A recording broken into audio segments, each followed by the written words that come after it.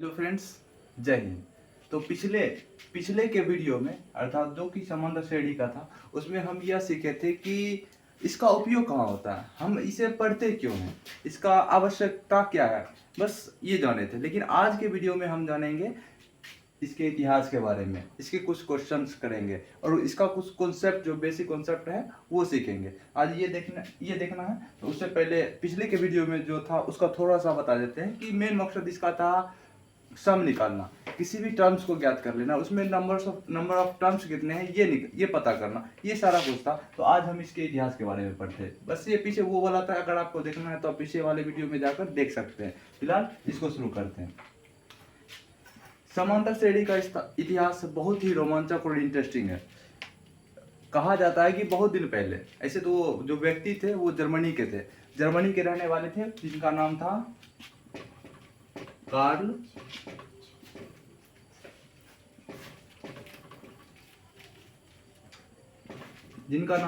Friedrich Gauss. कहा जाता है कि वो बहुत छोटे से उम्र में, जब वो 11 वर्ष के थे या फिर 12 वर्ष के थे, तो तभी अपने क्लास में पढ़ रहे थे। क्लास का लास्ट पीरियड चल रहा था, लास्ट टाइम चल रहा था, छुट्टी होने वाली थी। लेकिन टीचर, मतलब लास्ट में बच्चा भी थोड़ा सा बोरिंग फील करने लगता है, साथ ही साथ टीचर को भी वैसा लगने लगता है। तो वही लग रहा था, तो टीचर सोचे कुछ ऐसा इंटरेस्टिंग चीज दे दिया जाए जो कि स्टूडेंट तब जब तक करे तब तक छुट्टी होने का समय हो जाएगा।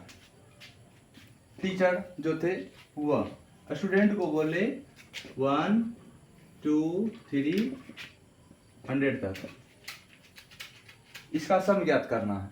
टीचर को लगा था कि सारा स्टूडेंट इसको करने में बहुत समय लगेगा, तब तक छुट्टी हो जाएगी, लेकिन ऐसा हुआ नहीं। कार्ल फ्रीडरिक गॉस, ये एक स्टूडेंट था और इस चीज को वह 30 सेकेंड में कर 30 सेकेंड, विद इन 30 सेकेंड इसको सॉल्व कर टीचर को दिखाया। जैसे ही टीचर को दिखाया तो उनको लगा कि नहीं, ये मेरे साथ मजाक कर रहा है। इसको मारा, डांटा और रिटर्न भेज दिया। फिर कुछ देर के बाद ये बना के आया, फिर इसका आंसर वही था। फिर टीचर को यही लगा मेरे साथ मजाक कर रहा है, ऐसा कुछ ज्यादा होने लगा था। लेकिन लास्ट में कुछ ऐसा घटा जिससे टीचर को लगा कि नहीं, एक बार देख लेना चाहिए। जब देखा तो इन सबको जोड़ने के बाद इसका सम निकाला गया, तो इसका सम 50 आया, जो कि इसके इक्वल था। कार्ल फ्रीडरिक गॉस जो निकाला था, इसके इक्वल दोनों, इसका सम भी आ गया। तो टीचर को लगा कि ये लड़का इतना जल्दी इसको कर कैसे लिया। जब इनसे पूछा गया तो ये कार्ल फ्रीडरिक गॉस बताया कि सर, इसे करने के लिए हम छोटा सा ट्रिक अपनाते हैं। ये 1 है, ये 100 है, इन दोनों को जब ऐड करते हैं तो ये 101 होता है। इसको और इससे पहले जो 99 आएगा, इन दोनों को ऐड करेंगे तो ये 101 आएगा। इसको और इसके पहले 98 आएगा, इन दोनों को ऐड करेंगे तो 101 आएगा। इसी तरह से अगर ऐड करते जाए तो टोटल टर्म हो जाता है 50। यानी कि ये जो 101 आएगा, ये टोटल 50 टर्म आएगा। 50 टर्म, अब ये 50 टर्म है और ये है 101। जैसे कि अगर 2 2 2 5 बार लिखा हो तो उसका वैल्यू 10 होगा। तो पॉइंट ये है कि जब हम इसको और इसको ऐड करते हैं तो 101 आता है, इसको और इसको ऐड करते हैं तो 101 आता है। इसी तरह से टोटल 50 टर्म बनते हैं, जो कि 101 लाता है। 50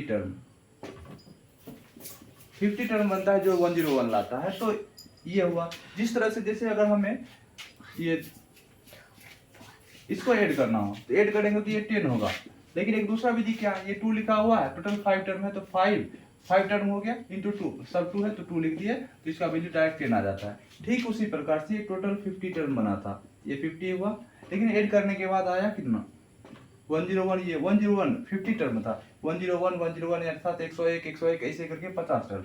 इस वजह से 50, इसको डायरेक्ट 101 से गुना कर दिया गया, तो ये 50 आ गया, ये बना था। लेकिन इसी को ध्यान में रखते हुए एसएन, इसका जो सम का जो आज हम फॉर्मूला पढ़ते हैं एसएन, ये बना था n/2 into A plus L. ए जहां पर फर्स्ट टर्म हो जाता है और ये एल लास्ट टर्म हो जाता है, ये n/2।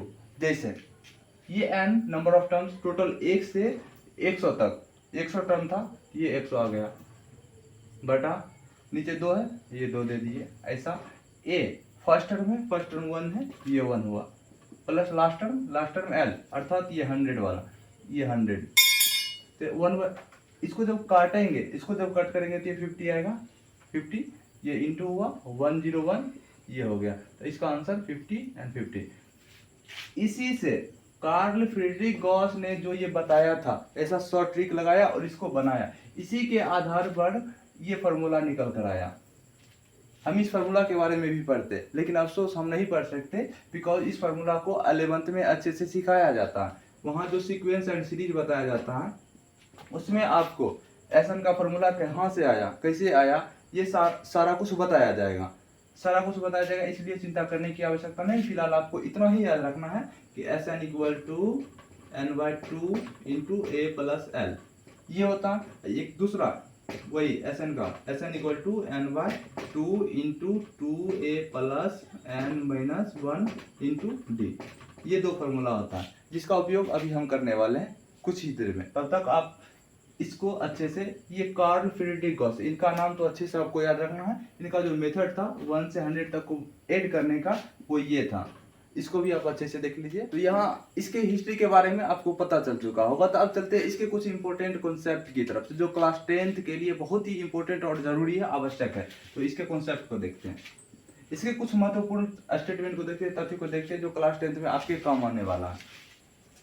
एपी समांतर श्रेणी, यहाँ लिखा हुआ है समांतर श्रेणी, समांतर मतलब एक जैसा, श्रेणी मतलब कोई श्रेणी लिखा हो, संख्याओं का एक सीरीज लिखा हुआ हो, वो जैसे कोई 2 4 6 8 10 so on n 2n, because हम इवन नंबर लिए हैं।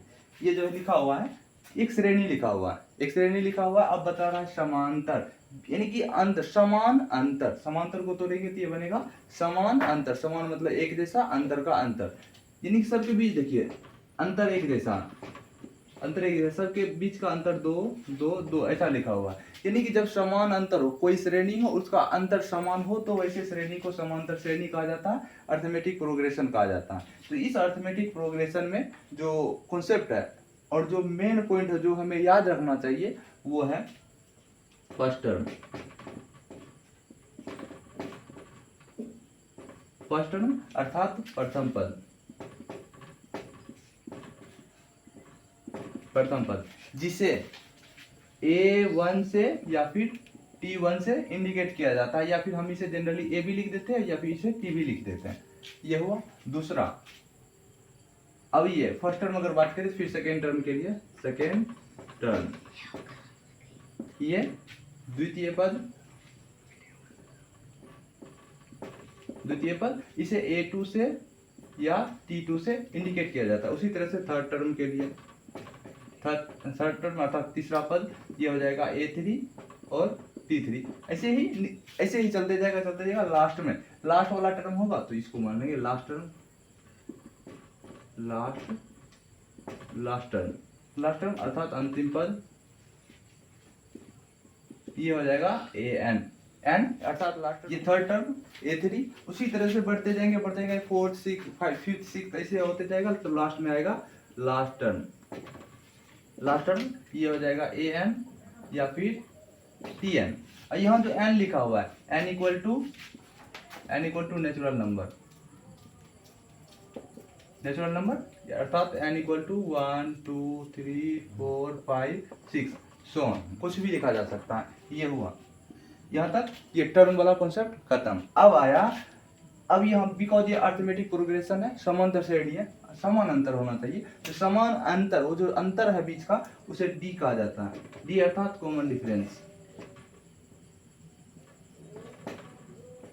कॉमन डिफरेंस, डी को कॉमन डिफरेंस कहा जाता है। फर्स्ट टर्म को A1, सेकंड टर्म को A2, थर्ड टर्म को A3, ठीक उसी प्रकार से लास्ट टर्म को N कहा जाता है, और उसके बीच के अंतर को कॉमन डिफरेंस अर्थात डी कहा जाता है। अब पॉइंट ये है, फर्स्ट टर्म तो हुआ, लास्ट टर्म भी हो गया, कॉमन डिफरेंस भी हो गया, और ये लास्ट टर्म जो और एक उसमें नंबर जितने भी अंक लिखा हुआ, जैसे कि 2 4 6 8 एक सीरीज लिखा हुआ है, इसमें जितना भी संख्या होगा, जितना भी संख्या, टोटल नंबर ऑफ टर्म्स, एक पॉइंट आता है टोटल नंबर ऑफ टर्म्स अर्थात कुल पदों की संख्या, कुल पदों की संख्या, इसे n कहा जाता है। टोटल नंबर ऑफ टर्म्स, कुल पदों की संख्या, उसे n कहा जाता है। ये डी कॉमन डिफरेंस हुआ, और first term, second term, third term, fourth term, ये सब कुछ आपको याद रखना है, जो कि बहुत ही इंपॉर्टेंट, बहुत ही महत्वपूर्ण है।